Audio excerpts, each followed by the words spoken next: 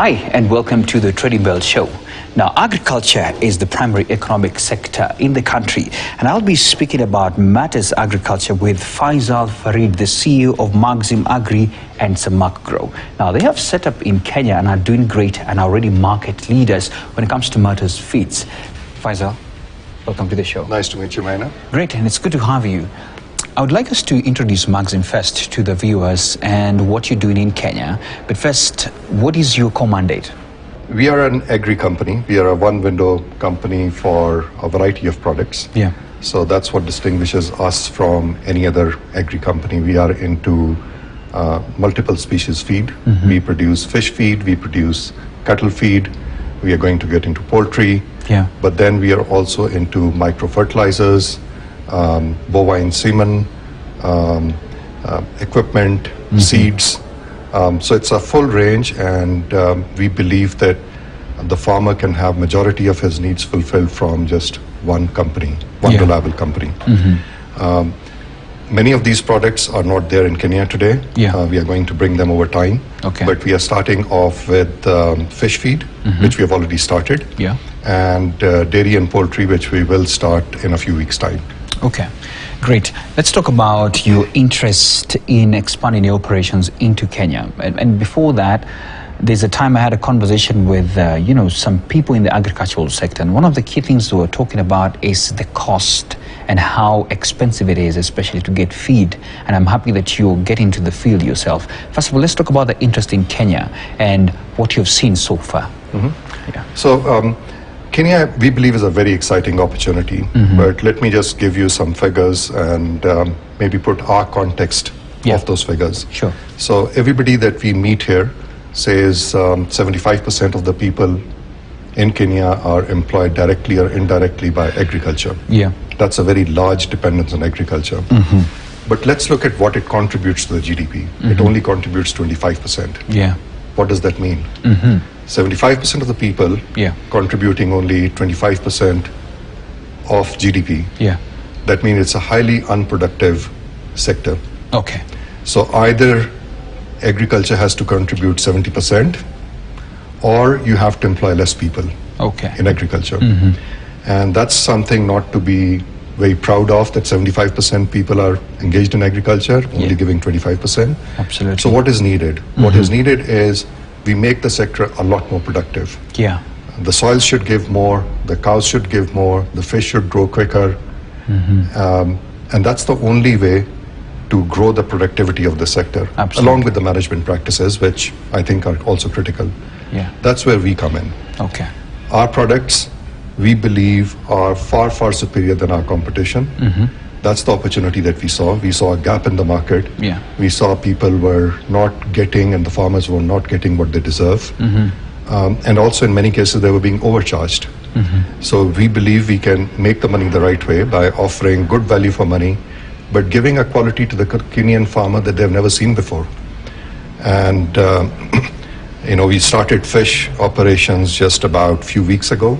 And I can safely say in 8 weeks' time, we've probably gotten 60% share of the fish feed business. Wow. What does that tell you? Mm-hmm. That there was a gap. There was a gap. Yeah. You're right. So we're very excited. Okay. There are challenges. Mm-hmm. No country and no business opportunities without challenges. Yeah. But that's what our role is. If there were no challenges, I think AI can do it better. Okay, Faisal, I think let's just keep on that. And I loved how we have started it over. I love the fact that you say that you have the superior quality, and that's why you've seen the 60% growth, which is quite impressive. How long have you been around? How long have you produced for you to now even have the 60% market? Yeah, so I think we have only been there for 8 weeks. Wow. But 8 weeks, and you have 60% market share now. Now, we did have a couple of advantages. Okay. One of the largest fish farms in Africa, which is Victory Farm, led by Joe Raman, is one of our joint venture partners. Yeah. And obviously they're a large customer of ours as well. Mm-hmm. But it's not just Victory Farms. Mm-hmm. Out of the other 8 farms in East Africa, which are large farms, I think 70% or 7 out of 6 out of 8 have started buying from us. Yeah. Within the first 8 weeks. Wow. So what does, so that's a testimony of the quality. So it's not me talking about our superior quality. Okay. It is the feedback that we are getting from the customers in the form of them actually purchasing and buying from us and shifting from other suppliers to us in a very short period of time, which speaks for the quality that we are giving. Excellent. At the prices that we are giving. Great. You are emphasizing on producing feed without hormones, aflatoxins, and antibiotics, which is quite an interesting angle, because there has been also conversations about we should be careful to know what we are eating, and this is good. This is good progress. Could you elaborate on the significance of this approach in enhancing agricultural sustainability and achieving maximum yields? Yeah, so I think it's still very new, and I hope that over the period of time these conversations will be louder. Yeah. And more people will be interested, because these are very significant topics to talk about, especially for a developing country like Kenya or other developing countries where the health resources are less. And if you load the health system with too much illnesses because of the ingredients that you're eating, then obviously that's not a desirable situation. So let me go one by one. First of all, hormones. If you put hormones, the reproductive system of the animal gets affected. It will give you quick yields, high yields, but then the animal will not be conceived very quickly, which means the farmer is getting high milk for the days that he's producing, but instead of a 3-month calving period, he may have a 6-month or a year calving period. And he will only learn when that time comes. And in absence of any better choices, he did not know what to do. So that's hormones. Aflatoxin can be carcinogenic, and they are transferred from milk and meat, from say feed to the animal, and from animal to the end products, which is milk and meat, which the consumers eat. So you don't even know. So when people say pure milk, what does pure milk mean? Pure milk means that has not been adulterated, but that's not where it ends. People have to look at what their cows were being fed. You're right. And right now there's only one company that is testing, as far as I understand, is testing every single batch of milk that they're buying, which is Biofoods. Very true. I've had a conversation with Joachim as well. So they are also our partners in this business. Great. And they're paying for quality. And but our relationship is not just going to be with Bio. We want to engage with every single stakeholder, every single dairy processor, to raise this awareness and get better quality milk to the consumers. The last one was antibiotics. So what do antibiotics do? If you keep feeding your animals antibiotics, they will still give more milk, but then they get resistant to antibiotics, both the animals as well as the end consumer. Oh no. So all these three have significant impact on the society, on the consumers, and while the conversations have started, they are not as loud as they should be. So part of our role is going to be creating this awareness, meeting with the stakeholders, including the government, but much more importantly than the government is the private stakeholders, all the milk processors, and raising awareness that this is something that we need to do for the health of our consumers. Wow. I'm curious, from a customer's perspective, we consume a lot. And sometimes the last question you want to ask yourself is, what am I consuming? But over the time, people are beginning to ask the question of where is this coming from? In fact, speaking to Kakuzi's CEO, they said the customer right now wants to do tracing of how these things were done, how things were planted, where the sources came from.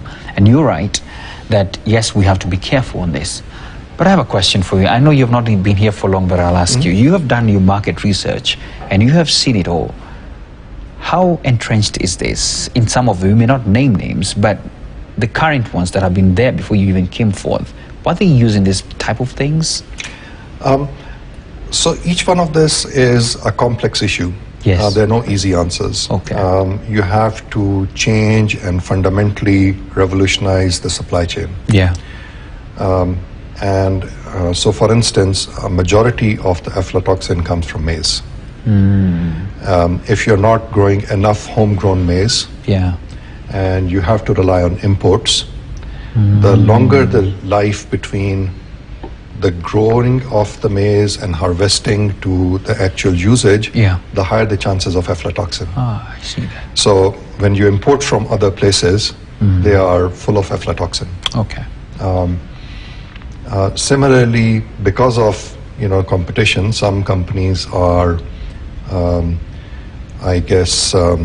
vulnerable to using hormones or antibiotics.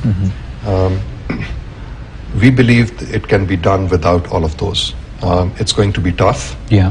It's not easy.